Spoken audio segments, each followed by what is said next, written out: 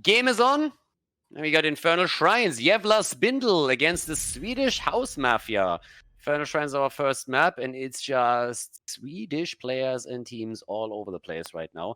And this should be a real hyped series. I mean, those are two very, very good teams going up against each other now. So this will be a lot of fun. And of course, all of these guys know each other extremely well.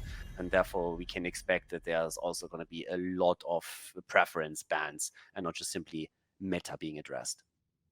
Decade Kane, sorry, not Decade Kane, is going to be the Medivh taken out as the first ban here for good reason. This is more of a target ban than anything else against the Swedish House Mafia.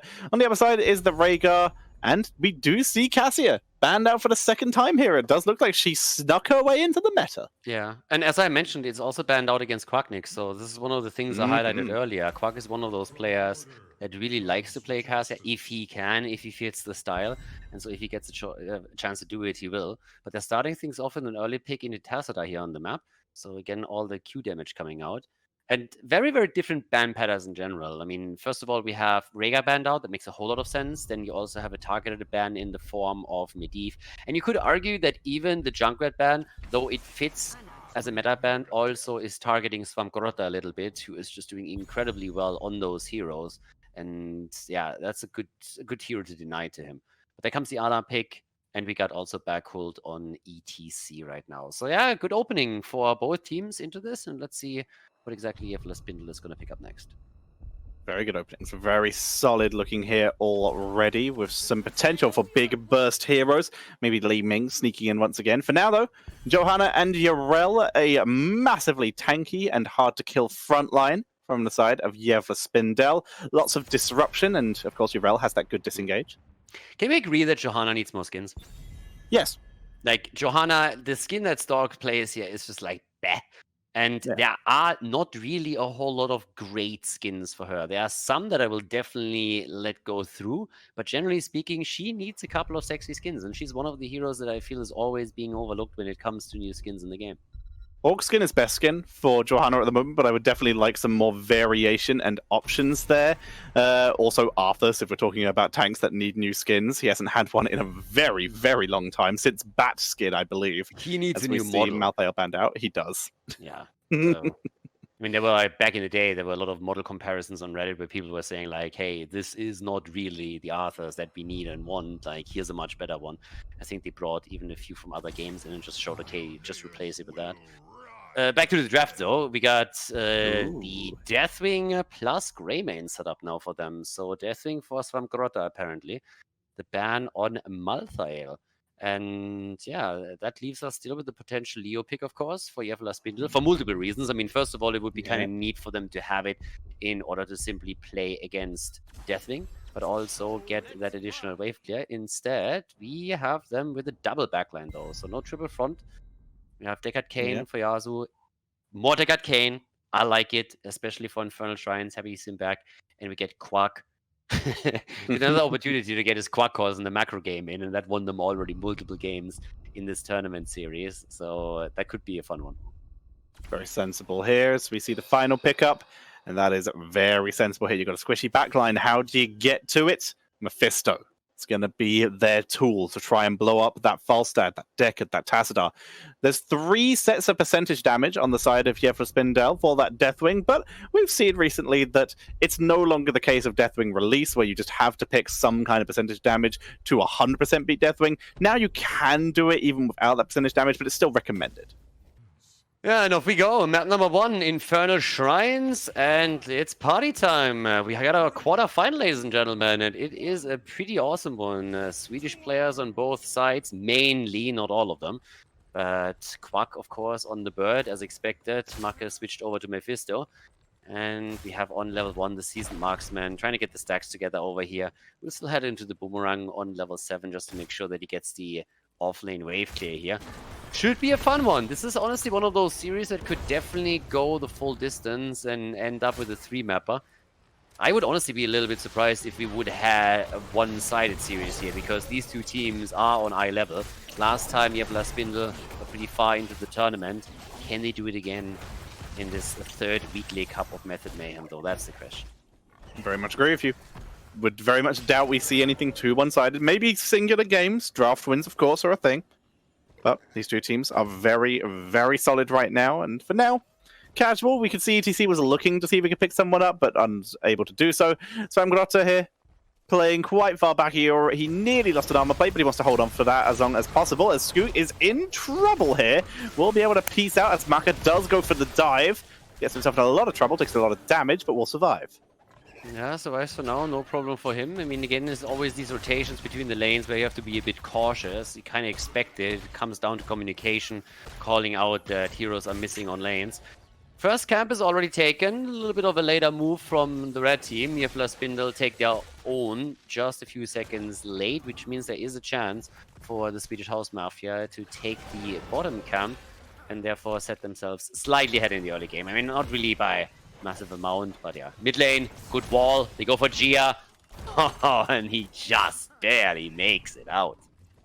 Rolls to freedom, gets himself out of danger, will stay alive, just fountains up and gets slow heals by Galnaguna, who did just get sidestepped by Gia unintentionally. Heal is sidestepped. No one is as good at sidestepping any abilities than an Ana on your own team. As we see a little bit of pressure onto Swimgrotter, they will force him back here. Doesn't look like they'll pop the armor plate though. Same time, still all alone up at the top with the Molten Flame, no problem for him. The camp at the bottom of the map, by the way, has not been taken. So the blue team decided a bit earlier that it would be a bit too risky to really make a move here. But now we're seeing them going for it after all. And there's only Stork around. I mean, Stork is fairly alone since everybody else is already going top right side to take their Shaman camp as the objective gets announced. Putting the wall in place over here. Yeah, I'm not sure. I think that was just to keep them lined up for Falstad. That's the only logic I have behind walling them without electric fence. But he did it. Let's see. First objective is gonna... I mean, honestly, with us, or at least I still expect that we will see eventually Quacknix heavily leaning towards macro calls as he usually does, especially in the later stages of the game. And with theirs as a preset, if you take the early objective and can create a little bit more space on the map by taking those walls down, that would be fantastic. But you can actually see that Quag is not even thinking about team fighting with this team. He's just saying, like, you know what? You can have the first one. We don't care about that anyways, because it's easy to defend, or at least in theory it should be. Instead, we're going to try and get value topside against you. So they are already playing a macro style here. I like the reaction of the Swedish House Mafia, on the other hand. They come in and they do fairly well with this, matching the rotation of Quacknix's team while still putting some additional pressure onto the point in the bottom lane. 29-14 right now as Burger attempts to go for Stork, but Burger is sidestepped and will not be able to land that. Swimgrotter and Passion still dueling up in top lane, and it looks like the objective has been abandoned by Javla Spindel. They will back up and allow us to go over to the Swedish House Mafia. Yeah, and let's see what they can actually do with this. How much damage can they do, especially when we're looking towards the bot lane right now? Can they break through the entire fort? I mean, that would be the dream. I suspect that Falstad is going to move in very quickly to help out with that. But for the time now, Punisher baited over, as usual. Still the commitment. Only Deathwing is topside. But they won't be able to get too much. Greyman is the only one and still sticking around. He's trying to open up the wall at least, but they won't be able to go for the fort itself. Going to be able to clean that up. Maka will just try to be annoying to max Passion. Unable to do so, though, as Burger is knocked back, unable to go for any kind of hard engage. Punisher still alive, actually. Is doing a very good job here. As Skook was able to tank through it well enough, so he didn't take a huge amount of damage himself, but that fort was weakened. Yeah, lost a couple of hit points. I mean, it's nothing too crazy yet, especially since inexperience is still on the same level. But it gives them a slight lead. Now, of course, by now we have Boomerang, so there is a bit more AoE available for Quacknix that helps him to stack his level 1. He also can use it to push out these lanes a little bit bigger. Topside spray game is on point, I like it. Still going for the standard spray though, so it's a little like, when you go for the loadout here, you just have to up your game a little bit. I like that the spray reaction is still just instantaneous, but there's better ones available, I gotta say. Absolutely. I mean, you've got to run in style here, as we see a nice little zoning scroll to ceiling here. In fact, in game number 1, I saw 2 pleb pulses on the side of ETC go broad. I'm 90% sure that's why they lost, as we see the focus onto Burger. You gotta go for the money pick. I don't know what to tell you here. You can go for the money pick is preferable, but anything except the planned pause, except on Greymane, is unacceptable. Yeah, I mean, again, you have to think about it. A lot of the best players in this game ride the money pick. It's not a coincidence. Exactly. It's definitely not Khaldor pushing this for over 2 years. No. And grading what do you mean 2? What do you mean 2? Professional play. Hey, 5, okay? 5. Pushing it for at least 5 years. Burger, if it's good enough for Whoopi, it's good enough for me. That's all I'm saying. Stun comes out. They burn the blast shield. They're looking for Marco, unable to do so, but here comes the nano boost, but no one's in range. Easy Mighty Gust, and Krakenix forces the disengage after burning that nano boost out. Cam gets cleared now too. Of course, level 10 abilities will play a big role for the next fight. Cooldowns should be back on by then.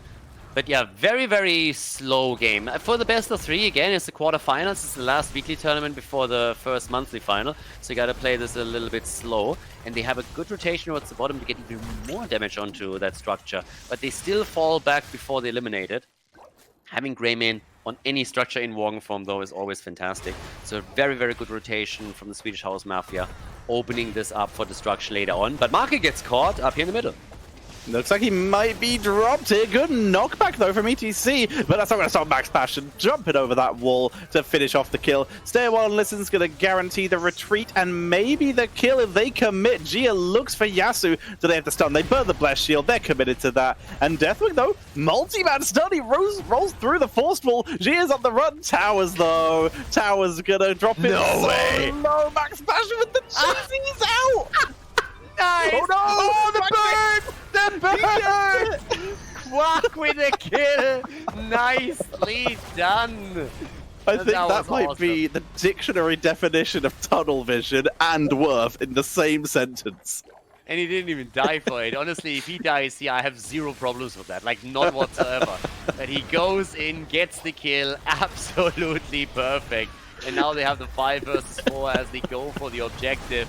Here comes another wall. They're setting all of this up. Tacita with just one storm after another. I don't want to see the electricity bill for that guy at the end of the month, but he is just absolutely hammering the spells out and getting the points onto the board for the objective for them now. Now that was interesting. Marco just burned the we saw the nano boost burned onto Marco there by Galna Gooder, and Marco dropping everything he could, and he could still barely make his way through Max Passion, and everyone in the backline healed up by the preset potions of Yasu made it very difficult for that to really get value. So as such, this Mephisto is struggling at least a little bit in this mid game, and with that, it's going to be the Punisher going over to Javla Spindel. I mean, honestly, they gave it up already. They fought for it a bit to see if they can maybe get a kill, but they didn't really commit to it. They had Greymane at the bottom of the map, just pushing the lane out so they could take the fort apart, and that's what just happened. So the bottom fort has now fallen, and it gave them a bit more experience too. So while 4 heroes in the middle were trying to occupy Javla Spindel as much as they could, they still were aware that this is pretty much not happening. So they split the attention a bit between the lanes, and that works out quite nicely for them. Because they don't lose the fort in the middle, they take the bottom fort down, but they also close the experience gap just a bit so that they have the level 13 available sooner. So yeah, that's a nice one. Good reaction. Both towers taken down. ETC goes for the wraparound, still going to slow him down though. Not burned Iron Skin yet, he will have to use it now because he did get hit by the curse, but God, that was a lot of healing. He just suddenly got finding all the potions. There's the mosh pit, bless shield, but he interrupted. ETC is gone. Stalk with the counterplay. Yeah, they go for Marker. They try to get the kill there, and they do indeed. 2 down. They're trying to go for a little bit more. Deckard Kane comes in. Stay a while and get wrecked, baby. 1 down and 2 down. Ana dead as well. Only the dragon still alive, and the momentum swinging heavily in favor of the red team. Quackix a little bit early on that Hammerang did wake up the Greymane and nearly allowed him to escape, but they picked up the kills anyway and were able to grab this fort. Nicely done. And like you said, Deathwing, the only one alive on the map. Finally, we're seeing respawns coming in as Deathwing is desperately trying to get XP from both lanes, but that mid fort is just going down. He's going to try and turn it into a fight, though, as they do dive in with the Cataclysm. Yeah, they're jumping in as we speak. Bottom fort down, 1 in the middle, nearly eliminated. Not quite, but they can make a play here. But that was fantastic. Yeah, really nice lockdown that they had. Good zone control from them. Also, by the way, talking about fantastic, I gotta say that Quack is really putting the numbers for his level 1 talent in on the board now. We have 30 already, 10 minutes in. That's pretty good. So he will have his act available out very soon, and then they can create even more pressure onto Deathwing in particular. But of course, ETC 2 as the game continues, so good setup. Yeah, ETC is down on Prog Rock. We can see Tassadar's up to 90% on static charge and just hit level 16, so he'll be able to get the percentage damage on level 16 as well if he chooses to, which he does. That Thermal Lance coming in here. So cool to see. But yeah, to jump back to that last fight just super quickly, I really enjoyed what we saw there. The Gust comes out, but obviously you can't Gust Deathwing, so Tassadar says unstoppable this, and just drops a very simple wall, which Deathwing can't just walk through. We also have 6 kills against 0. This just shows you how difficult it is currently for the Swedish House Mafia to get kills in there. Now, they made some really good moves rotationally, where they took the bottom fort down, just to give one example. But they need kills, and that would be a good one against Max Passion, but he doesn't even have to pop his R button here, so he knows that he's totally fine with the team backing him up, so no problem for him. And Javla Spindel is really controlling the flow of the game right now. They are the ones to always just set the pace here. Once level 16 is in and the fight over the next shrine happens, that's a chance for the House Mafia to come back. But if they don't take that next fight, then it's going to be tricky to come back into this one. And there is that level 16 just ticking in now as there is a full level lead for Javla Spindel. So they hit that level 17. But with that, with talents evening up, you see a very large retreat to the objective here when they move into a more defensive position, while Yorel continues to annoy Famgrotta before rotating around. Yeah. Objective is up, 5 versus 5. Already a bit of zone control with the seal, the scroll from Deca, the old man, trying to cover the space. Slight lead for them now as the blue team is pushing in, trying to find the opening here. Max Passion, of course, still waiting around, but it's Stork who makes the move. Blessed Shield not out yet, waiting for the opportunity still. Maka comes in deep. They're trying to go for the bird, but still everybody locking in one stack after another towards the objective in the attempt to win the third Punisher. Famgrotta's gone full in on the Molten Breath here. He's definitely trying to find the angle. He's going to drop a multi-man stun, which is good, but here comes the Gust for the counterplay with the fantastic rush there from Deathwing. Looking for it with the Cataclysm as Maka is melted. And that is going to be a 1-for-1 as Yorel is going off on the side. Gia forced to retreat, standing inside Storm, barely survives. Making that a 1-for-1, but Javla Spindel, they got the objective again, and they are going to chase down Burger with the Sapphire. He is going to be taken out. Yeah, he's running, but there's nothing that he can do here. The objective taken once again by Javla Spindel. We have 8 kills to 1. Big lead now for the red team, and they are now pushing against the 3 survivors, trying to take the wall down and maybe even eliminate the first keep of the game. They're nearly 2 levels ahead. These guys are just playing out of their mind game #1 of this first map in the quarterfinal.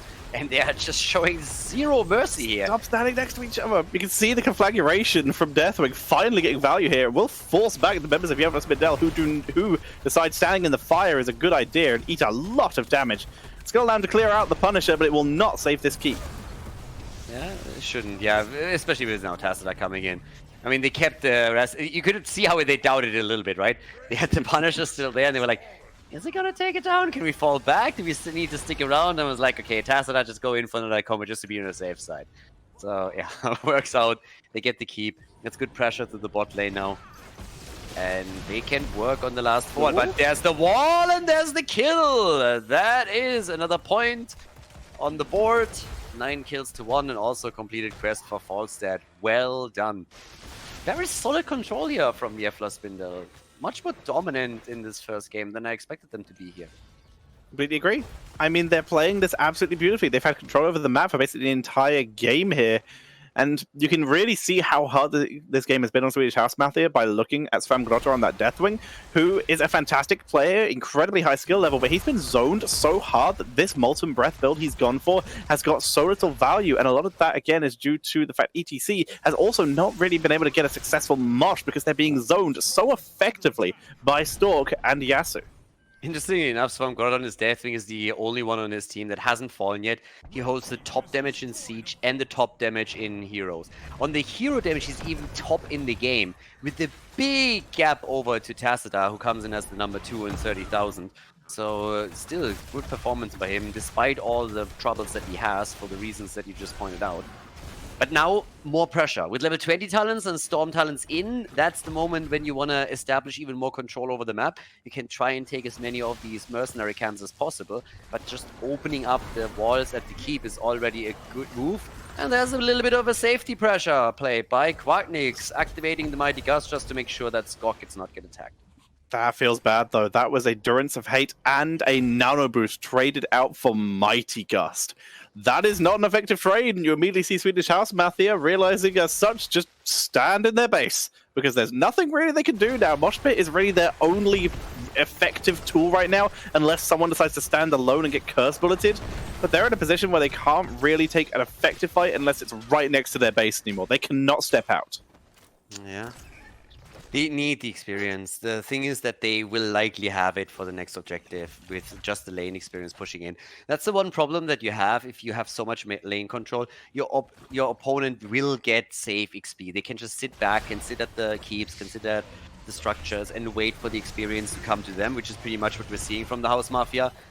Obviously, you can use that on the attacker side to get slow poke in against the structures, but it will lead to another even talent fight. But this is also where Falstad then will hold on to the bot lane. So now it's really important that Quacknick stays safe at the bottom and really watches out for vision on the map, that his team also keeps him informed if anybody is missing. But he will stick out in the bot lane as long as he can to try and escort a couple of the catapults towards the core. Very sensible to stay down there and wait this out for now. We're going to see that stood in the fire for Deathwing here. Svamgrotta really trying to give himself a little bit of an engaged tool here. A 40% slow may give Mephisto the opportunity he needs to drop the damage output, who's currently holding his level 20, finally going to pick it up. It is going to be that Mimic maximum damage output if he gets really stuck into the fight. 50 stacks now for Falstad, so really getting the numbers onto the auto attacks.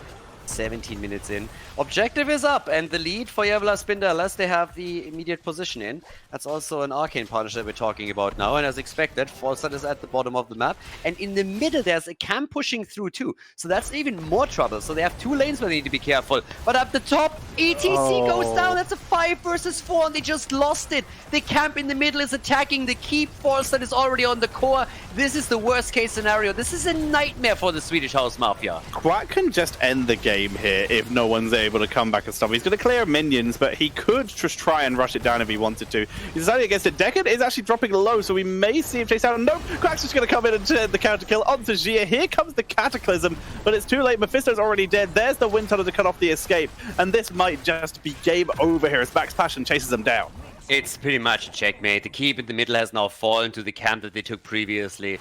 This is a really bad spot for them to be in. Oh. Bam! Another mace to the face for Greymane. He's down. The bird takes down Deathwing. 5-man wipe as Anna falls. And now they can move into the middle. They don't even need the Punisher anymore. Absolutely no need for it. They got the camp. They got 2 catapults to push this in. That's exactly what they do.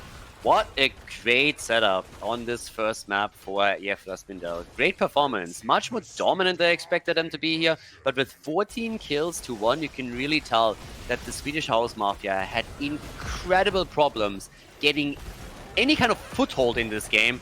And the logical conclusion is, of course, this. There's a little bit of a dance party still happening, but it gets immediately interrupted. ETC is dead again.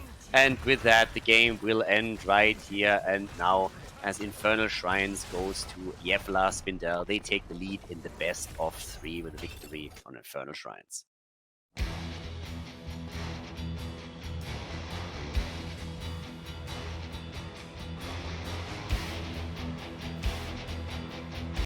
We are on Battlefield of Eternity. Swedish House Mafia against Javla Spindel, and apparently first pick, first ban goes over to the Swedish House Mafia, so they opted for the first pick here.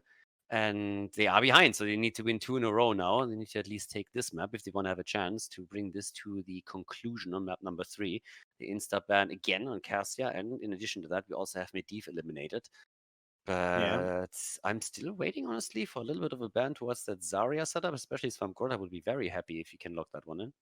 That's true. They are speed running this draft so far. You can see Swedish House Mafia not messing around at all. They have a plan, and it's just all Javla Spindel can do to keep up here as they remove that Rexar. Another fantastic solo laner on this map. It's not unusual on this map. It's more common on Dragonshire, but it's a cool ban to see.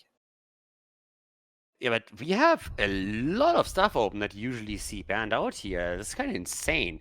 You have Li Ming, which is something that Maka pretty much locks in every single time he can on the map. In this case, they are currently having it on Gia, but there's a likely switch over to Maka depending on the rest of the draft. Ana is still up as well. Should be picked away now, because if that doesn't happen, then we have an Ana and Liming setup, which is fantastic. You have, when it comes to Immortal Pressure, still Rhaegar. You have Vala around. There's obviously also still that Garrosh plus Zarya pick. So there's actually a lot, but they let Ana go through and pick ETC and Nirel instead. Okay. Are we going to see that, Ana? They currently have a 100%, well, they had until last series, a 100% win rate with Ana. But obviously that has been shut down in this case. So will they be able to pick it up and at least raise that win rate a bit? I mean, that has to be Ana pick right now, right? Yeah, there it is. And correct. some Grotha with Imperius. Okay. So once that you have this particular setup, it's a little bit less likely that you go for the Garrosh Zarya combo. I mean, both teams have pretty much decided against that. But that's a very, very powerful setup that we now have for the Swedish House Mafia. I actually like the start into the draft very, very much for them. Of course, Irel, still great. But this is dangerous. Going up against the Ana Liming combo is always super dangerous, which is why we are normally seeing that combo banned out or disrupted in any way. Sergeant Hammer getting removed here. They don't want to deal with that sieging potential with their main engage tool being ETC. They can be denied hard engages by that knockback of Sergeant Hammer. So very cool to see. It's very sensible. More the kind of ban we'd expect to see against Washed Up, but it's still sensible due to the map and the composition they are currently running. Yeah, more the kind of ban that you expect against the Germans. Chris, Azu, Nick. I guess Ty counts as well. Okay, Greymane and Anduin. Okay. Alrighty. I love the Anduin. Cleanse from level 1 to deal with the hard Imperius engages and stop a massive snowball coming in. Very sensible. Light bomb setup potentially there with Urel and Greymane. Yes. There's a lot of stuff that he can actually do with that. We actually saw in Cup 1 it is possible to do a stage dive light bomb if you can time it correctly. So maybe we'll see something like that. Unlikely though. With that lineup, I don't really think you need to resort to that. You got better options there, but having the possibility is always nice. Triple frontline. So we got Marker on Thrall and Backhold on Garrosh. But again, they could still swap a couple of the heroes around, but the last pick comes now through for Skog, and we need a bit more damage for them. They have Greymane on the objective, that's definitely true, but the last pick is revealed. And it's Hanzo, someone that we don't see that much on Battlefield of Eternity anymore. He was a staple in the past. Was one of those picks that you always wanted to have here, but now a bit more of a rare guest since other heroes are just better on the Immortal Pressure. But that rounds the draft out. Battlefield of Eternity, ladies and gentlemen. Map number 2 in this best of 3 series at Method Mayhem. Game on, everybody! Battlefield of Eternity, map number 2. And we are ready to rock and roll. On the left side, once again, the blue team over here. We got the Swedish House Mafia over to the right. Their opponent, we got Javla Spindel in the lead in the best of 3 right now. If they lock in another victory, then they will move on to the semis. But of course, the Swedish House Mafia, they have other plans, and they're going to try and bring this back. Force game number 3. In terms of builds, we already have the simple geometry on level 1. We also got the block party. Against the auto attacks over here. But yeah, let's get the party started. Let's see if Mark and his boys can bring this back and win the second map of the series. It has been over a year since I have seen this Hanzo build on this map, so I'm actually quite excited here as Stork is yeeted out of into the lane by Burger. Flippin' Burger in this case, but he is able to stay safe. We also have the Impaling Light, it's been very standard these days, coming in from the Impalius, going for those big hard engages, and interestingly, Thrall sticking with the main 4-man here, with that Rolling Thunder to try and take out that ETC with that percentage damage. This talent is honestly, like, the way that it was buffed is like so strong now. It's honestly a little bit sad, because I really feel that if you have Thrall, not in the one-on-one lane, but in the 4-man, I would love to see Trash Lightning a little bit more. Just because it is so ridiculous what kind of damage you can build up on it towards later stages of the game. But with Trolling Thunder being this good now, it's great in the one-on-one scenario. It's also good in this particular setup. There's a lot of advantage that you get. Even just having the additional bounce on the Chain Lightning is already, of course, a huge boost when you have these 5 versus 5 setups, these 4 versus 4 setups. But yeah, it's a bit sad that Crash Lightning has actually fallen off. It was always a very situational talent, but if you had a good lineup for it, a good setup for it, then it was just great. Yeah, it got nerfed out, unfortunately, so it's a little less common to see. Whereas, as we just mentioned, Rolling Thunder got quite buffed here. Toss onto Skook, and he is blasted. They even get a multi-man stun from Burger, who's trying to chase down Quacknix. Turns the fight onto Maka a little bit and will force the retreat, but that was a solid kill there. Maka with a great setup. Yeah, it was a snap decision, and this time there was just nothing to jump over, so our little hipster archer sits there and is like, well, that's that. Right in the tower range, gets a couple of double hits in, and then the rest of the team follows up and kills him easy peasy. So that allows for a bit more control in the earlier stages. Can always try to get an additional camp, maybe road someone topside, you know, grab the second camp there as well, since obviously Javla Spindel was able to secure themselves the first Khaldor camp here. But it's slowly time to think about Shaman camps, since objective number 1 has just been announced and will drop onto the map in 20 more seconds. That was an interesting sonic arrow there from Skoog, dropping it onto the two, so it only scouted the 2 bushes that Stork had literally just walked through. So a little bit interesting there, but it does make sure that no one is chasing after Stork. They're able to get some vision onto the lane and make sure they are safe here, as they will start to pick up their own Fallen Shamans, mirrored on both sides of the map, as ETC is slept, but is fine for the moment. Rooted down, turns, double stun, Max Passion with the knockback, as they look for Marker, chasing down Quacknix, going deep, but not able to go all the way and pick up the kill. Yeah, Burger, aka Backcooled, very, very low. But it's always kind of nice to see an ETC on this map. I mean, he's oftentimes banned out, but the control that he supplies throughout the objective phase is just incredible. And how he can easily lock targets also into an Immortal stun. In this case, though, Stork is again in trouble and barely saved by Anduin. There we go. A lot of aggression, a lot of control coming from the Swedish House Mafia. They are really looking for a kill here. But good saves from Javla Spindel too. So both of them still very heavily fighting over the lead on objective number 1. Yeah, the objective is pretty even right now. Both teams are really struggling to get damage onto it because they're too busy fighting each other. Storm right into the Immortal Stun though. Percentage damage. Rolling Thunder says goodbye. Easy kill. Reset for Li Ming. Here's the second. Quacknix is perished. And they're able to pick up the second kill. And with that, they'll race up and try to take the halftime show. Beautiful kill. I mean, backhold with Garrosh, that was just absolutely beautiful. He gets the perfect flip, the perfect stun into the Immortal Stun, and that's just simply them locking him down, taking him apart, resetting Li Ming, and off we go. And that's 3 kills against 0. And that highlights again what I said earlier, that I actually expected this map to be taken by the Swedish House Mafia in the first place, because I expected them to be looking for more team fighting, since I feel this is where they will have a bit of an advantage over the red team. But instead it was Javla Spindel who went for this particular map. Now, the objective is won by the House Mafia, but it is a very, very small shield on the Immortal, and it shouldn't really give them too much. Of course, the only tiny lead that they are establishing right now is always a chance to come back. 3 kills in the early game are nothing, to be honest. Especially if they're not able to get too much out of the Immortal, and given the shield, I highly doubt that they're going to walk away with too much structure damage topside. Yeah, I mean, look at this D-push. We have Scatter Arrow Hanzo, we have Greymane. It's the exact same argument as the actual race in the first place. Second that Immortal hits melee mode, Quacknix is much more free to just blast away at it, and they're going to be able to take this down. They're going to, in fact, look for the kill on the spam Grotta, but Stork instead finds himself in the wrong side of town. But he's able to juke the stun from Garrosh and back away.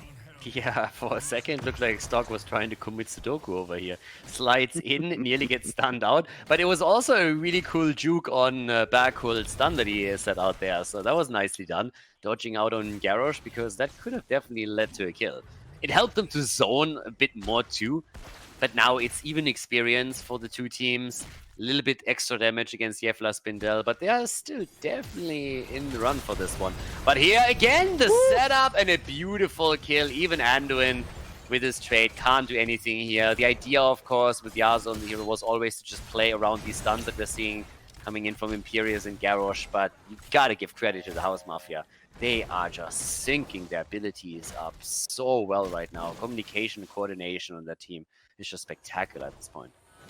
Absolutely. They're playing a beautiful game so far, continuing to put on a fantastic performance with some incredible engages here from Imperius. Max Passion does sidestep him, and they're actually going to try and go for Swam Grotta here. Passion dropped low, unable to finish the job, but a lot more scatter arrow damage coming out from Hanzo. There's a sleep dart will prevent the chase, but this mercenary camp is still up for grabs. Yeah, topside. Yiming against Greymane. Mercenary Camp gets locked in by the red team, but they are falling a bit behind experience. Now, it's not really a big problem just yet, but it might become one once the Immortal is up, since level 10 early on for the blue team would help them to secure the halftime show. Stork soaking up, buying time for his team, as we see that Fallen Shaman not being taken yet. They get vision on the bush to make sure no one's invading. Looks like they're going to wait for after the halftime show, like you said, just going to try and race out here. We see Thrall and Li Ming racing on one side, but Hanzo and Greymane already in position, and as such, they are getting a significantly faster race at this point. But here comes from the side a fantastic gank from Burger, picks up the kill onto Anduin. 5 kills to 0. Seriously, they are just locking them in. It feels like they lock them in whenever they want to. But again, level 10 isn't there yet. Halftime show soon to be reached. And despite the kill against Anduin, you gotta say that they did a decent job just keeping this at roughly 50-50. And Anduin will be back for the actual fight. The problem is that this is happening and ETC just disappears on the map within a second. And that can't happen. That's a staggered death that eliminates the frontliner. And even with Skork just trying to do a bit of damage, this is just not enough. 5 versus 4 once more, and this is trouble brewing. Max Passion gets the knockback. He might have to put on Defender here because he is in trouble. Light Bomb comes out for the turnaround play as Dragon Arrow also only hits Garrosh here. Nice little shield though. We'll keep Quacknix alive. Stage Dive comes in as they look for Svamgrotta here. They do have the Stage Dive Light Bomb combo if they want it. And there is the into the fray, though. That's going to shut down the chase here. Burger should be able to tank through any hard engage. And with the multi-man sleep dart from out of there, that is the escape of Skook. That's his life flash before his eyes.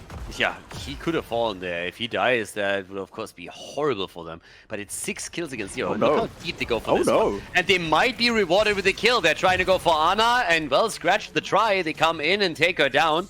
There's a little bit more scouting going on. 5 versus 4 still. Careful, Backhold.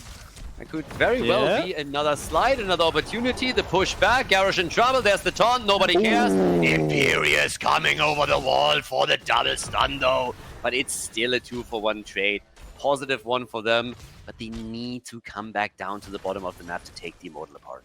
Yep, Model's still racing down. It's going to be able to take down this fort because people aren't going to get here in time. They got the 2-for-1, like you said, which is some nice comeback XP, but that fort's going to be pretty rough here. They didn't want to stay for the fight to potentially just get the full fight because they knew they would have been in serious trouble if Li Ming had picked up another reset. And with how low Hanzo was, it was not worth that risk. Topside pressure, the wall obviously already down. If they can take the fountain down here, that would already be quite nice for the third objective. It's still even experience. I mean, honestly, it comes down to experience over and over again. If once you establish a bit of a lead and you take a talent advantage, that's where things easily spiral out of control. Yeah, that arrow is flying straight up to an A. Didn't hit anything. But the rest of the team is falling back. Nobody died at least. Well, Stork, please. Stork, careful. I have no problem with you trying to bait out some abilities, but that was, too much optimism there. Yeah, that was a risky port, but he is able to survive. And will get back to base, heal up. He does have stage dive as well, so he can rejoin. And he's got her. He's looking for Gia here. He's going to try and chase it down, but unable to do so. Gets slept, woken up by the minions, but by that point, Gia's already out. 13 talents now. Soon to be ready for both teams. Imperius still at the bottom of the map. Macro advantage for the House Mafia. And Svamgrotta still at the bottom of the map here. And again, it comes down to heroics. And, well, we have most of them ready for the next objective. Hanzo's going to have his back up. ETC with another 45 seconds. But he doesn't necessarily need it here either. And now we have level 13 for both. That's great for Li Ming in particular, of course, now that she has Illusionist as well. But yeah, off we go. This is the third objective. And right now, Spindel needs to put in some effort here. They got the better race. Just need to make sure. Oh, if they get the kill. Oh, with the dream. And Svamgrotta pops ult and goes down regardless. Nicely done. Oh. But Urel falls too. Counter. Offlane is taken out. A little bit of a miss. Urel stepping up a bit too far. Undefender was dropped as well, so they killed her through that, which is incredibly impressive. Skork is remembering how squishy Hanzo is as he eats an arcade orb to the face, but they will move up to the aggressive position and take the start of the race. Bot lane push, that's gonna be something they have to stop eventually. Still, they're trying to go for the halftime show over here. 8 kills to 3. Nice. What a nice flip. Mid-air, ETC doesn't even know where to go. In the mid-throw, he just gets like zoomed back. So, cool move here from Anduin. Oh dear, very nicely done. Better than any roller coaster. Steal. Absolutely. Someone tries to steal something from you. No, you can't have this. So we see the focus onto the Immortal. A little bit of counter race stun onto Skook though, and he is done. Absolutely destroyed there. The burst is so high from Swedish House Mafia, and we can't afford to see Javla Spindel getting caught out like this over and over again. Exactly, the insta-kill potential is insane from the Swedish House Mafia, and that's what I expected in game number 1 to see a bit more, but that didn't quite happen. Will we see another tug of war between Anduin and Garrosh? By the way, does it also mean that Anduin is actually stronger than Garrosh? I mean, he won the tug of war, so we would assume. There's the flip, by the way. ETC. Quack, by the way, also fighting it out against Svamkrota. He's a little bit alone, especially with Liming now coming in, so he needs to be careful too. But they're still putting the pressure on. Arrow is coming in. Arrow! Arrow! Ah, there's a double connect. But that's not enough. Not gonna achieve anything though. And goodbye, Goat.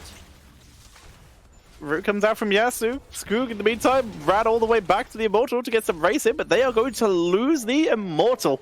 Going to be forced to back up. They lost Urel, who once again was caught on Defender, literally just came off cooldown, so it was not available for that situation, and the push too aggressive there. Yeah, top lane is also already in a bit of trouble since, I mean, it's going down before the Immortal is even here. It was already pressured by the minion waves, and then the rest of the team came in to finish the job. Immortal is now saying hello, but does have no impact here. Nearly level 16 for the House Mafia. This is a great push for them. 40% shield, level 16 during the fight, if it comes to that. And they're already massively ahead in experience, of course, too. Not sure if they can go for the keep, though. Immortal is not strong enough yet. Just trying to push forward. It will take out the second tower at minimum. They blast through that. And it's got half health. It's pushing hard. Li Ming with now Mirror Ball available as 16 is hit. They continue to zap, and this is also going to give Marco lots of chance to stack up Thunderstorm, which he's beginning to do. And they'll weaken that keep down to just about a third health. In fact, his minions will finish that off to a quarter. So the keep is low, but like you said, it was the Immortal, little low going in, not enough to finish the job. At the end of the day, what really matters is if you can eliminate it or not, right? That's when the catapults spawn, that's when you actually know what's going on there. So in this case, it's not really happening just yet, but the situation is getting more and more dire for Javla Spindel. There's definitely no talking around that. So that could be very, very problematic for them, and we'll see if they can somehow hold on to all of this. But I mean, they're down to the last leg. If they lose another objective, it's pretty much a lights out scenario. Camps being cleaned up, but more just being picked up over and over again by Swedish House Mafia, keeping on the pressure, putting in a good case for taking us to a game number 3 here. Also, talent to point out here, Mortal Combo for the Garrosh. He's looking to set up a stun chain here to really shut down Javla Spindel's counterplay. They're pushing as much as they can at the bot lane now too. Of course, both of the camps are available, but there's no talent advantage anymore, so you can't just go in and take that away. Javla Spindel, they got the lead in the series, so for them this is still, if they lose here, they still have the third map coming up, but of course you want to bring this back now. And it is Quacknix's team. Quacknix and his team, they always have some ace up their sleeve. I mean, it's always like a backdoor towards the end of the game that all of a sudden gives them a victory or some kind of rotation on the macro side where they're not going for the objective but simply try to go for map trades. And it seems to work for them time and time again. But this insta-kill combo that we have from the House Mafia is putting the pressure on for sure. And this objective might be the last one depending on how this fight goes. There's the arrow. They can't go for that. I didn't think they expected someone to be in that bush. They were hoping to hit someone on the Immortal and engage onto it. Instead, they find Garrosh, and as such, nothing is landed here. With that, they mount up and pull back now without a heroic that they were hoping to use to engage there. And that's a position where they can't really fight. And that has been noticed by Swedish House Mafia, who immediately move on to the Immortal.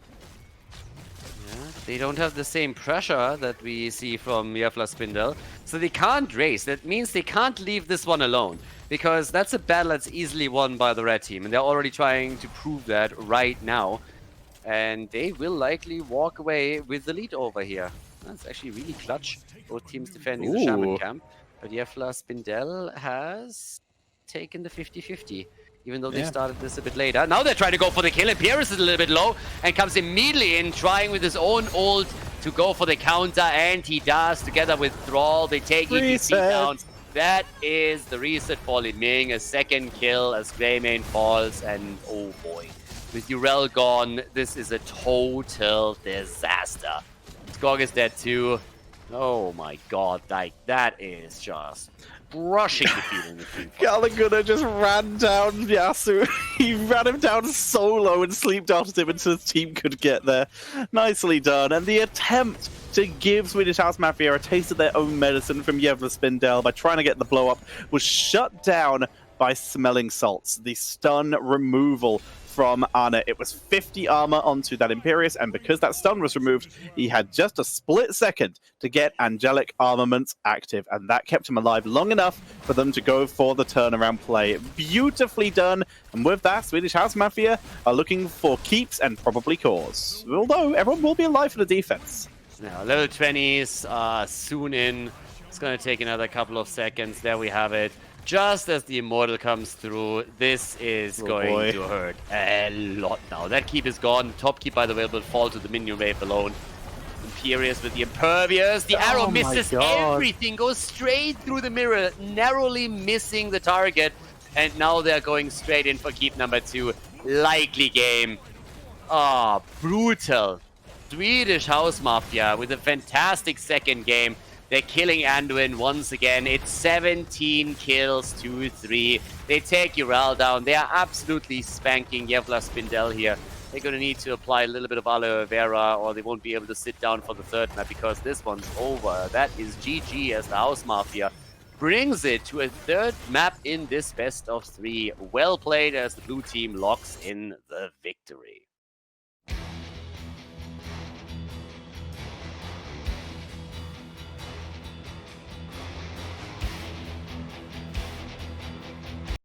Final map coming in, Towers of Doom. So here we go. The series is tied, and the final map is going to determine which team moves on and which team drops out, as we are in the last weekly cup before the monthly final. Now here on Towers, Rhaegar gets banned, so does Medivh. Looks a little bit familiar on the ban pattern. The Slugger also gets eliminated. That's always a sad moment for us, to be absolutely honest. That's the moment where I'm just like, please let him through just once. And we have Tassadar also banned. But you know what that means? Cassia has been allowed through. True. Now the question is, how much is it prioritized from the side of Javla Spindel, or is it not prioritized at all on this map? This is where we're going to find out this information. And so Javla with their first pick. Anna's still available. They could try and steal that away. They could try and pick up that Cassia, and if not, ETC, Johanna, all these available, they opt for the ETC. Yeah, ETC has a quick first pick here. High priority for them now. I mean, generally speaking, ETC, of course, still great, but after the beating that he took on the last map, I thought the chances were that they go for something else this time. But that's, of course, also a map where you can get good stage dive value. And immediately, Urel plus Anna. That's good combo potential. And picking the Urel away is also quite neat. So a good opening, I'd say, for the Swedish House Mafia in this third draft. Nice to see. They've left the Lin Ming open, so we could see that banned away or stolen away here from Javla if they chose to. We will see for now, as they have basically full options here of what to go for. They're going for Sylvanas and bringing out, healer-wise, their Lucio. They want those fast rotations here. Yeah, so Yasu on that. I mean, Sylvanas is also kind of nice. Once you take your team fight, you can always start the snowball and reclaim one of the bell towers, convert it over. Still, you need to win those fights and get a little bit more of a burst damage also behind it. I'm really interested to see what the second melee is going to be for them. More so than anything else at this point. But here come the bans. So we have the Panda banned out against Max Passion. No passion at Panda for him. And on the other hand, is Li Ming getting banned, or do they actually allow for the Li Ming plus Ana combo so that they can Nana boost the hell out of her? Yeah. Or do we see perhaps a tank focus Johanna be removed to prevent those ETC interrupts? Or are they really scared of that Garrosh, who was just a jerk last game? They choose to go with the Li Ming, keeping it simple. They can't afford to risk that again. I think there's too many good tanks that can still be taken against ETC or just like in general. So banning the Li Ming out gives you secured value. There's obviously still majors that you can combo off with Ana, so you're not going to avoid that. But at least the comeback mechanic of just simply getting resets is out. So instead, now they're going for Jaina, which would be the obvious pick afterwards. Garrosh is in 2, still making this an absolute terrifying setup, don't get me wrong, but I still believe that the decision to ban Li Ming out and deny the Ana Li Ming combo was the right one, especially after what they experienced on the second map. So yeah, good shot there. Final 2 picks here for Javla Spindel. They need their offlaner and a second damage dealer. Quacknick's this choice, most likely. Let's see what we go for. Dahaka and Thrall coming in here as the final picks. They don't go for the second range. They go for that triple front line here. Lots of interrupt potential, but lots of people who could get caught by Garrosh. However, that percentage damage from Rolling Thunder gives them the opportunity to try and turn the tables. They also got the global, so that's also important here. Global with isolation, which is also super important here, so that you can utilize this. But off we go. Final pick. There's the bird. False set against Dahaka. The final pick, ladies and gentlemen. Game number 3 coming up. Towers of Doom, the series coming to a conclusion here. Only one of the teams will be able to advance. And we're going to find out which team that is on Towers of Doom. Swedish House Mafia against Javla Spindel. Game number 3. Yeah, one of the 2 teams will advance to the semifinal, and we're going to find out right now who that is. So a little bit of a snowstorm already coming down on Towers of Doom here. On the left side, we have, once again, the blue team. We're going to look over to Maka and his boys to see if they can clutch out 2 wins in a row. Whereas over to the right side, it's Javla Spindel in an attempt to finish what they started on Infernal Shrines and lock in a victory here. This time, Echo of Elements has been taken for Thrall. We got an addition to that, also the seasoned marksman. And, of course, we're going to keep our eye on Jaina in particular, who's going to try and supply all of that burst damage that's going to be needed to lock these kills in as a follow-up after the CC that we're getting from Burger, who's rocking in the money pick once again on the 3rd map. Nice to see. Max Passion already going to be backing up. He's not heading to top lane yet because I believe he walked down here. Now he will tunnel up to top lane to try and get double the essence. This is the plan here, as he's gone for tissue regeneration. So he's going for that extra tankiness in the game to take a little bit of weight off of Stork's back here by substituting his own health pool a little bit. Bit of a rotation between the 4 men. That's actually where Lucio helps them out a lot. Now, of course, when we come to the rotations between the lanes, we also have to keep Falstad in mind, because he's pretty much trying to mirror that and soak it from 2 lanes, the minion stacks, for the stacks on Season Marksman. I guess actually caught nearly by Stork here, who was moving into the middle. Nearly caught him in this particular instance, but yeah, it didn't really work out yet. So no kill yet in the game. Instead, we're having both teams focusing on the pumpkins, trying to get that extra damage towards the bot lane and get that pressure in. Even though early on in the game we can expect that both of them will likely be able to defend against those quite easily. Stork backs away, Yasu.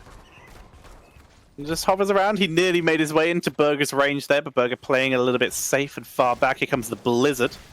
Clean out the lane as Quacknix will be zoned out. As long as they can keep him away from those minions, it'll make it much easier to prevent him from stacking that Echo, but it's a pretty quick stack. Skoog, hello, he wakes up and he's out. Yeah, that was a bit tricky. It was a really good flip from Burger and straight into Galnagulna's sleep. And then the damage came, but it was just not enough to secure the kill. But it already shows the potential of this setup. If you have good coordination, you can do so much work. Talking about potential, Gia is in trouble, and Stork is already trying to lock him in. Messes up a little bit, and Gia dodges out on Quacknix's Wolf, but still he's completely isolated from the rest of the team and goes down. But ETC falls to... That's honestly the best that the House Mafia could hope for, a counter kill, so good on them. Nicely done, yeah. Blast their way through that. The counter kill onto ETC, who stepped up a little too far there. Stork goes down. Also, big shout out to Gia there, who sidestepped every single stun and root to keep himself alive for a little bit longer. Eventually, he was killed off by body blocks, which is finally what did him in due to the nice little wraparound. But really solid play there with some fantastic micro. Yasu just going to boop his way to freedom because that's risky to stand next to Garrosh like that. Yeah. First objective is up. Triple, of course. Top left, top right, as usual, the exchange between Falstad and Dehaka in this case, the two globals, so that they can rejoin the fight at the bottom of the map after pushing out an additional lane topside. But down here, it's going to be the battle over the third altar in an attempt to get the slight lead. There's no level 7 yet for either team. Dehaka has taken to the top lane, just for a bit longer, to make sure that he pushes another lane out, but he could always make the move back in and try to get a hold of Gulna on the back, for example. I don't think they intend to fight over this. I think this is all about Javla Spindel trying to keep Swedish House Mafia here for as long as possible because Dehaka waited. I stand corrected though because he's coming in. Max Pasha with the fantastic engage, and they look for Garrosh here. Burger looking to finish off that kill, and they will be able to get it. Pulling the trigger with the instant engage from Dehaka, and that was nicely done. They pick up the kill, and will be able to channel in this altar. Yeah. Altar comes in, and that gives us a bit of a lead. I'm sure that the overlay is going to be adjusted soon, TM, but we currently have 32 on the side of the blue team, and we have 36 points on the side of Javla Spindel. So slight advantage now taken with 2 altars against 1. And the 7 talents, of course, in. Still got good stacking here. Gia again playing the Juke Master 2000 as he's barely moving out of that power slide. But the fight isn't over because the blue team is looking for the battle and they're taking Quadmix down as Urel jumps in hoof first and takes Thrall apart. Yasu with a mighty juke, a speed boost. He will get himself out of danger. Skoog does get flipped. Stork will position himself in the defensive though and allow him to get out. Marker doesn't get the last auto and Yasu does escape. Alright, now topside, still the globals going 1 versus 1 over here. Marker is a little bit low. If there's a drag and he gets hit with that, he would actually fall, but he's able to juke that too. Max Passion had it on cooldown a little bit earlier, I suspect. But oh boy, that was dangerous for sure. He does a great job still getting the stacks. I mean, he's sitting at 13 super early in the game, so he will eventually end up with the activatable here. I like that down at the bottom of the map, they still protect the entire wall. But here comes the next objective. Double altar, top left, top right, but also at the top, the kill potentially against Max Passion. Jukes it a bit, but can only delay the inevitable. Buys himself a second more of time, but he still dies, like you say. He will go down. You see the double objective up at the top. Stun onto Quacknix. Focus onto him. Power slide, though, buys him time as they turn onto Burger. Pick up the kill. Nicely done. Yeah, also, Garrosh is down. Puts it in a 5 versus 4. Level 10 any second now. And let's go. There we got the 10. Not really a big window that they can play around with, so they're not going to be in a position where they can capitalize on it too much. Oh, well, maybe they can. There comes the isolation. There comes the slide. Level 10 is finally in. Mako, on the other hand, is not able to save him too much. There's a nano boost on the bird. Gulna actually got out. Like, what the hell? Everybody's surviving for now. That's actually crazy. That looked like it would be a safe kill against Falstad at least. Flipping the target onto Anna, but still the taunt comes through. What a fight, a scrappy battle between the two teams, and so far without any kills.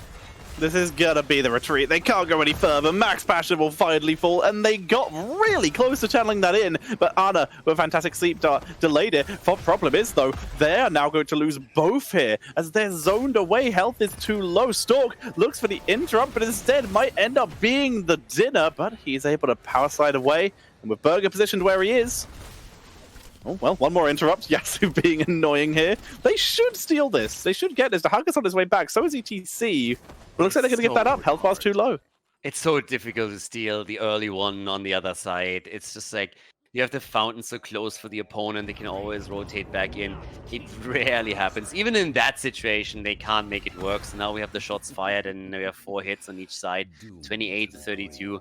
But what a scrappy fight here. So many opportunities to get kills, and it just feels like they're always slipping away. Talking about slipping away, Swamp Grota! He just barely makes it out. Calculated, another rocket scientist in Heroes of the Storm. Gets out just there. Nice gust as well, saving Bergen, but that's going to force the retreat out of Galnaguna and Gia. But you can see the wraparound. Look at Falset and Garrosh here. Are they going to try and make a play? Garrosh moves in, but he will back away. The camp was taken very quickly. There was no chance for the counter-engage. It's still a back and forth between the two teams here, but taking that camp away, that was actually really important. And it's kind of one of the first few moves that we're seeing where a team is trying to get a bit ahead. They are slightly behind in kills, but that was important if you're trying to just open up the bot lane so that eventually with Sylvanas you can control the bottom bell tower and convert it over. So if they win a fight, they don't really have to go through the wall anymore, and that really helps them to apply a bit more pressure to the bottom of the map. Where we also, by the way, will see the next altar spawn. So it's going to be a bot side altar, which makes us dangerous. If you lose that fight from the perspective of the blue team, then Sylvanas can really, really wreck you when you lose the control over the bottom of the map. We see Quacknick, Sleep Dart in trouble, trying to tank it. Drops the Earthquake, that buys some time. Stage dive on top of him here. He's holding for now, but he gets caught in the Blizzard finally and taken out. But Skook, with the counter kill here, he's going to be a little trapped away for the rest of his team. And with Marker from over the wall, they pick up the kill. There's the Gust to try and guarantee the disengage for Galnaguna. But Sangrota, he's nano boosted. Even though he couldn't see due to the isolation, he still went deep, looking for Stork here. Marker can come over the wall once again to drop damage, but they don't have enough kill potential for Stork here.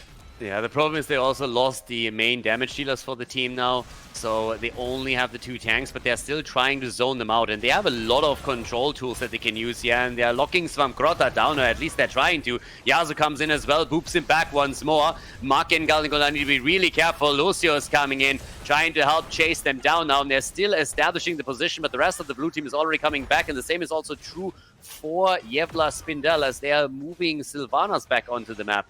Now they have to reset this fight a little bit, but we still have even talents for the 2 team as we once again see Quacknick's going in deep. Also the Go jumping in, there's the sound barrier, they're trying to go for the bird. Marke gets flipped out barely, but Anna falls and they take the lead. But the counter kill against Quack, just as we see Berghold walk away. Oh, and the damage overtime nearly killed him, but it's Sylvanas that falls instead. This is so clutch. Makes that a 2 for 2, but finally, with some space created, Stork grabs it. Stage dive, where'd he go? He went to top lane, just split soak. I was wondering where if he was going to dive the core or something to try and kill him. Jeez. But no, he picks up a little bit of XP, and the top lane is going to try and interrupt Svamgrota making it up here to grab all that XP from the dead minion wave. Doesn't stop him getting any, but does slow him down a bit. It's actually a bit insane. That fight was all over the place. Initially, it was even a 3 versus 3 at some point. And then they kills the attempt to take Garrosh down as Sylvanas commits to it and then dies instead. But still enough space created for Stork to get the channels through. They're all over the place here. 8 kills to 7. Still even experience for the 2. Svamkrota here in the middle is a bit isolated. Marker doesn't have to help them. Still able to move him out without any problems. And guys, this is game 3. This is the map that really counts. Which team advances? Which team drops out of the tournament? The quarterfinals on the last map, and Stork in a bit of trouble as Marke moves in. The boomerang, the double kill as he goes for ETC and Lucio. Water Elemental chases deep, will get pinged away there, but like you said, a fantastic kill. Jada, by the way, also now has access to ice blocks. That will prevent the counter from being made against her. A fantastic roll from Marker to finish off that chase with the boomerang. And with that, positioning is taken by Swedish House Mafia with just under half a level lead. And they look, with these sappers, one of them got a bit confused there, but they're going to move them into the bell tower, and they're going to try and take that down and give themselves the advantage for this channel. Yeah, that Sapper was just like, no, I'm not going to destroy the gate. Screw the gate. I want to destroy something important. So he waited that out. 16 is in. Good damage against Marker. They're trying to take him down, but another save. Still, the isolation hits Berghold, and he makes it out. The slide, not connecting with him. No stun. It's close, though. But here comes the channel. One already taken, and still the counter. 16 to 16. Even talents now. Objective already over. But slowly and steadily, we see control established on the map by Swedish House Mafia. They couldn't get the bottom bell tower on the other hand. Yeah, it dropped super low, but they wanted to finish the job, and now we're in a situation where the counter bell tower might be taken here. As Marker, being zoned away here, is on the best position, but of course he does have barrel roll, but not if he's rooted. expires, he is able to escape as Dahaka naps and then easily dodges from Grotta. Yeah, false step by now also top damage for the team, 38,000. Really good numbers for him. And Make has been murdering on the other attacks in particular. Here comes the taunt on the other hand, and immediately the kill against ETC. Not even Lucio with his ult can prevent it. And that is pretty much what happened on map number 2 as well. Stork just constantly put under pressure from Backhold in particular. Swamgora jumping in a little bit deep with Urel again. Pretty much unkillable at this point. Oh, talking about killing people. Sylvana's barely moving out on the wave. But of course, the blue team now has a chance, and they're flying in. They're going for the quick wind tunnel attempt for the Gust. They go for Skockies down. Goodbye, Sylvanas. The double kill as Thrall falls. And the Swedish House Mafia is absolutely demolishing the opposition here on the final map of this series. With 3 altars available, they claimed, but that is 15 potential shots from Swedish House Mafia here. That would bring down the core of Javla Spindel to 13 if they can capture all these. And with 3 heroes 15 seconds away, they are in a great position to do so. Stork is zoned, Yasu is zoned. You can see Lucio is running his way bot lane to buy some time. Here comes Stork as well. They were looking for Mark, they're going to try and race it, but Gia is in position. Water Elemental going to come down. That's going to put the time they need. And with the double channel in top, the rest of the team's already on the way. And this will be the full 15. And the kill on Stork as well. Yasu's in trouble. Push off. He's able to get out of danger. But that's 15 health off their core. Yeah, that hurts. That hurts a lot. 20 to 13 in just a second. 2 levels down as well, which obviously means that an early level 20 would be great. There's even a few more shots that make it through. So with a flip on Garrosh, we now have another pumpkin connecting.